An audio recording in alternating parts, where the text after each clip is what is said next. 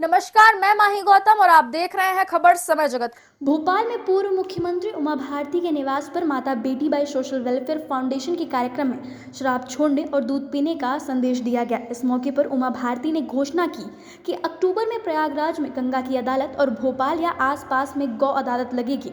उन्होंने गाय को आत्मनिर्भर भारत की आत्मा बताया। दिल्ली रेलवे हादसे पर उन्होंने रेल प्रशासन की आलोचना करते हुए कड़ी कार्रवाई की मांग की। अवैध शराब और उत्खनन पर चिंता जताते हुए उन्होंने सख्ती बरतने की जरूरत बताई।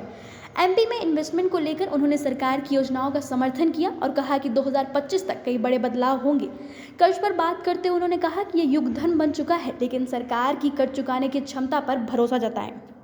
तुम इधर बैठ जाओ ना, इस पे बैठो, सब इस पे बैठ जाओ सकते। हाँ, कुछ पूछना है? कितना अच्छा लगा है आप लोगों को देख के। आप लोगों ने शुरू करवाई थी शराबबंदी, अब शुरू तो हुई है। अब आप कहोगे पूरी नहीं हुई अभी तक, तो पूरी तो हमने कहा ना, यहाँ तो पूरी बंद करके देख लो, फिर आगे निपट लेंगे अपन लोग। और नहीं तो जितनी बनाई है कम से कम वो प्रभावी ढंग से लागू कर दो, तो उसमें भी जनता का सहयोग लगेगा ना। अपन लोग उसमें इकट्ठे हुए थे। अब गाय की बात आई है, वो बात छूट गई। वो इसलिए छूट गई क्योंकि अगले उसमें मैं गाय की बात करने वाली हूँ, वो है ऑर्गेनिक खेती। मैं गाय पर 2 मिनट बात कर लूँ अगर आप लोग कहो, क्योंकि फिर आप लोग प्यास लग आई होगी ना, उसकी चिंता लगती है ना मुझे। 3:34 हो रहे, मतलब मैंने 1 घंटा 34 मिनट बोल लिया, तो 5 मिनट और बोले लेते हैं। गाय पे सिर्फ गाय की रक्षा गौशाला से नहीं होती। गौशाला में तो घायल, लूली लंगड़ी, अंधी, असहाय वो गाय होनी चाहिए। गाय की रक्षा होगी गौपालन से। गौपालन 3 तरीके से होता है। गौचर की भूमि हो, सुबह से गाय को ले जाने वाला गौपालक हो, शाम को घर पर छोड़ने वाला हो, और घर में गाय को बांधने की जगह हो, और उसका गोबर, उसका मूत्र, उसका दूध, उसका घी, उसका मक्खन उसको खरीदने वाली सरकार हो, ताकि वो ये सब कर सके। और पंचायती राज सिस्टम में जो पैसा है उसमें ईयर मार्क किया जाए कि ये पैसा गौपालक के लिए है, और आबादी के अनुपात पर हो। 1000 गाय पे 1 व्यक्ति होगा। आपको पता नहीं है 1000 गाय को 1 व्यक्ति चला सकता है। गाय चलती है अपने आप, खाली उसको, क्योंकि उसको अपना घर का रास्ता पता होता है, खाली उसको टटकारना पड़ता है, तो वो व्यवस्था हो सकती है। एक गांव में जितना पशुधन है 500 पे 1 कर लो, लेकिन लोग घर पे रखें। घर पे रखने के लिए जगह नहीं बची है, आगे पीछे पहले बाड़ा होता था, तो खेत पे रख लें। खेत पे रखेंगे तो आते हुए दूसरे का खेत चरेगी, तो बीच में मेड़ बन जाए। मेड़ मिलकर के बने सामूहिक रूप से, ताकि वो खेत को हानि ना पहुंचावे। अब गौचर दूसरे आप खाली मत करवाओ गौचर, फिर तो 10 साल तो गौचर खाली करवाने में लगे, कब्जे हो गए उन पे। नए गौचरों का निर्माण कर दो, जो बीच में वन विभाग के बीच में रेवेन्यू की जमीनें पड़ी हैं उसमें। वहां पर जहाँ गड्ढे हों वहां मनरेगा से पानी का प्रवाह आने दो। गाय वहां दिन भर पानी पिएगी, रहेगी, शाम को घर लौटेगी। उसका जो गोबर है, मूत्र है, उसको खरीदने की तैयारी करो, उससे ऑर्गेनिक खेती करो। उसका जो दूध है उससे अलग अलग प्रकार के प्रोडक्ट बनाओ। उन प्रोडक्ट को रूट दो और मार्केट दो, और उसमें महिलाओं का इन्वॉल्वमेंट करो, ताकि रोजगार की बहुत बड़ी क्रांति आनंद डेयरी के तर्ज पर मध्य प्रदेश में खड़ी हो जाए।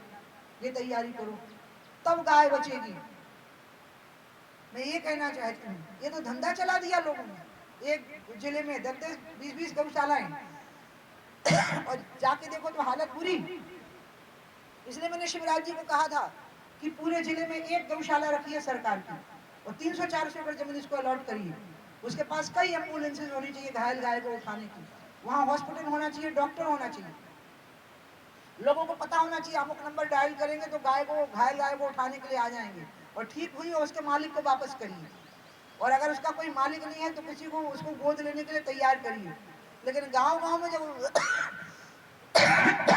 गौशालाएं खोल के कर रहे हैं, वो आप आदमी खुद खोले। मैं ये नहीं कह रही हूँ कि आप खोले ना, लेकिन ये पर गाय 50 रुपया, पर गाय पालक को 1000 रुपया, इसमें जो हाल हो रहा है, मुझे माफ करो, जैसे मैं गंगा को व्यवसाय का वो नहीं बनाना चाहती हूँ, मैं गाय की जिंदगी को भी पैसे कमाने का साधन नहीं बनने देना चाहती हूँ। आप गाय के प्रोडक्ट से आजीविका निकाल सकते हैं, लेकिन गाय की जिंदगी से आजीविका निकालना तो माँ की जिंदगी की कीमत पर आजीविका निकालना है, माँ के प्राण लेकर के आजीविका निकालना है। इसलिए गौशाला चलाओ तो आप अपने आधार पर चलाओ, मोहल्ले के लोग इकट्ठे हो, गांव के लोग इकट्ठे हो, ये बंद कर दो थोड़ी देर के लिए। हमने उत्तर प्रदेश में ये प्रयोग किया जब मैं सांसद थी।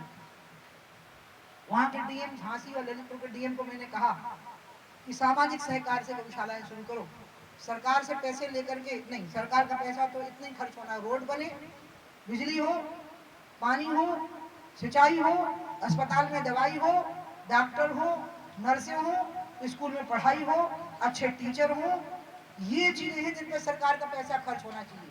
और स्कूल की बिल्डिंग बने या ना बने लेकिन पढ़ने के लिए कंप्यूटर जरूर हो, चाहे महुआ के पेड़ के नीचे बैठ के पढ़ाओ, लेकिन कंप्यूटर जरूर हो हर एक के पास।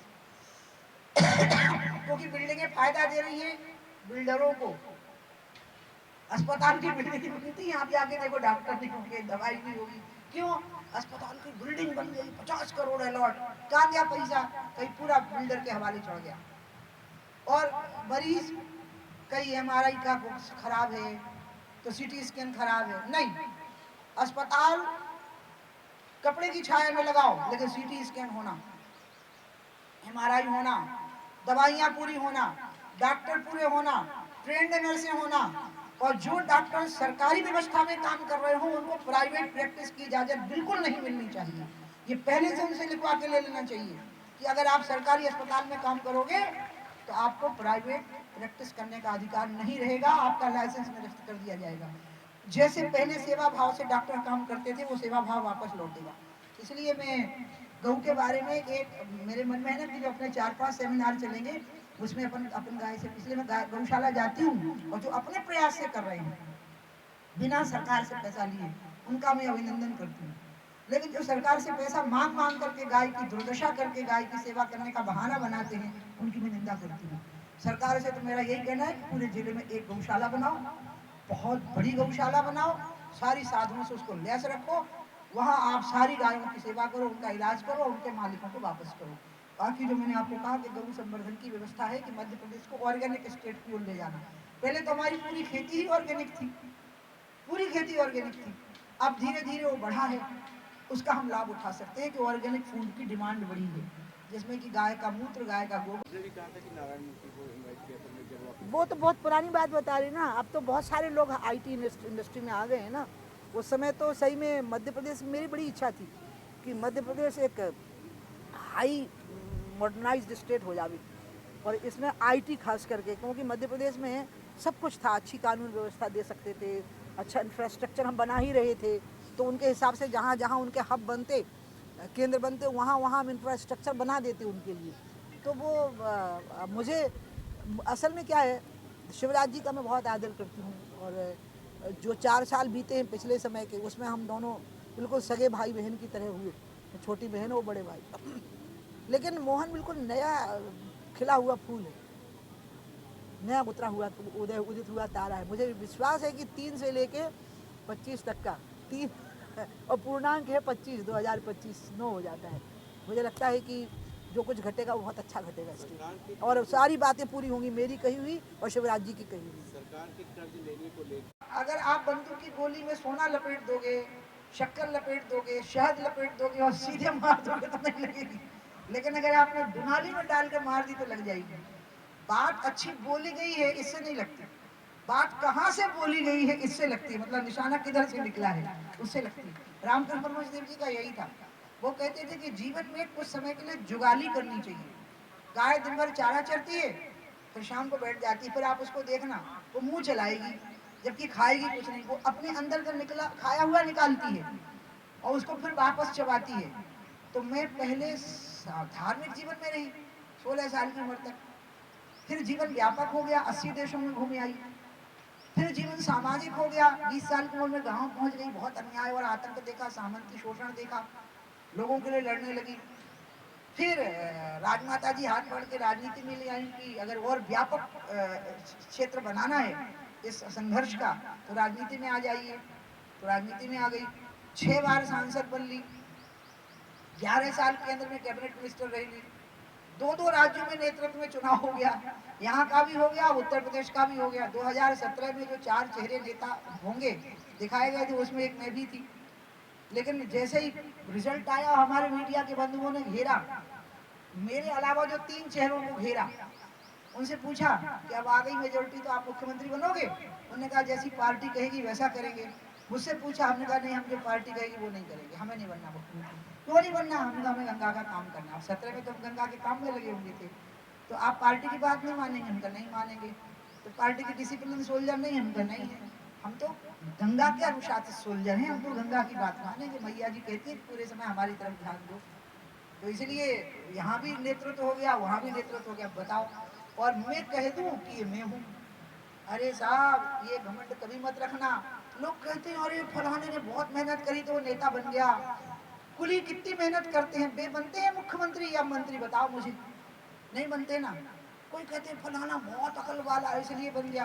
अरे अच्छे अच्छे पीएचडी नौकरी के लिए तरसते हैं, कॉन्ट्रैक्ट में कहीं नौकरी लग गई। अकल से, मेहनत से नहीं बनते। बूंद जो बन गई मोती, और बूंद मोती कैसे बनती है? समुद्र में पड़ी हुई सीपियों में जब पानी बरसता है ना, तो कोई बूंद उस सीपी के अंदर चली जाती है, और वो एक प्रोसेस होती है, वो सूखती है उसके अंदर, और वो मोती बन जाती है। वो कल्चर्ड मोती नहीं होता, उसी को रियल मोती कहते हैं। बहुत महंगा होता है क्योंकि बहुत कम होता है। वो एक इतना सा मोती भी करोड़ों का होता है। सीप जो बन गई मोती, बूंद जो बन गई मोती। कौन सी बूंद? जो आकाश से गिरी, सीप में समाई, और उसकी प्रोसेस में वो सूख गई, सफेद हो गई, मोती हो गई वो। तो सीप में कैसे गिरी? संयोग है। आकाश से कैसे गिरी? मौसम था। सीप में कैसे गिरी? वो युक्तियुक्तकरण था। तो क्या ये आकाश ने किया? क्या ये बूंद ने किया? क्या ये सीप ने किया? ना, ये तीनों के संयोगों ने किया। इसलिए मैं अगर जिस दिन ये सोच लूंगी कि अरे हम बड़े 30 मार खाए हैं, तो मुझे लगता है कि मुझसे बड़ा मूर्ख इस संसार में और कोई नहीं होगा, मैं महामूर्ख हूँ। नहीं साहब, अपन कोई 30 मार खा नहीं है, अपन तो वो बूंद है जो सीप में जाके गिर गई थी और इसलिए मोती हो गई थी। सीप में गिरे और बूंद मोती हो गई। सब भगवान की कृपा, सब मौसम की कृपा, सब मेहरबानी, मानसून की, बादलों की, बारिशों की, बौछारों की, उन सीपों की, और उस समुद्र की, और उस प्रोसेस के टाइम की। ऐसे होता है। तो इसलिए अपन तो कुछ नहीं सोचते, पता है, अपन बहुत प्रसन्न रहते हैं कि जो सरपंच का चुनाव जीतने लायक ना हो वो 6-6 बार सांसद हो गया। सच। जो पटवारी बनने की योग्यता न रखता हो वो चीफ मिनिस्टर और मिनिस्टर बना रहा है केंद्र में। जो बेचारा स्कूल ही नहीं गया हो, वो दुनिया भर के पढ़े लिखे लोगों को, साइंटिस्टों को, वैज्ञानिकों को, हमने जब गंगा का एक्ट बनाया तो उसमें एक से एक कानूनविद मेरे साथ थे, और मैं उनसे डिस्कशन कर रही थी कि गंगा पे कानून में क्या क्या की चीजें ठीक करनी है। तो मैं कहूँ कि भगवान, बड़े बड़े लोग बैठे हैं तो मैं थोड़ा डर सी जाऊँ। मैं इसके साथ अपनी बात खत्म कर रही हूँ। मेरे जो बड़े भाई हैं स्वामी प्रसाद जी, जो अब इस दुनिया में नहीं है, जब मैं पहली बार सांसद बनी 27 साल की उम्र थी मेरी, तो जब मैं जाने लगी संसद में तो दाऊ मेरे को रोटी खिला रहे थे। वो रोटी के ना टुकड़े तोड़ते थे, कहते थे बड़ा टुकड़ा खा लेती है।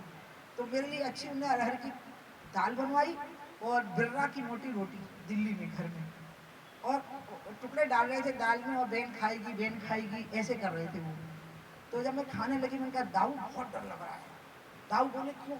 उनका सब बड़े बड़े सुप्रीम कोर्ट के लोग हैं सामने, जस्ट जो मतलब लॉयर रहे हैं और बड़े बड़े वैज्ञानिक हैं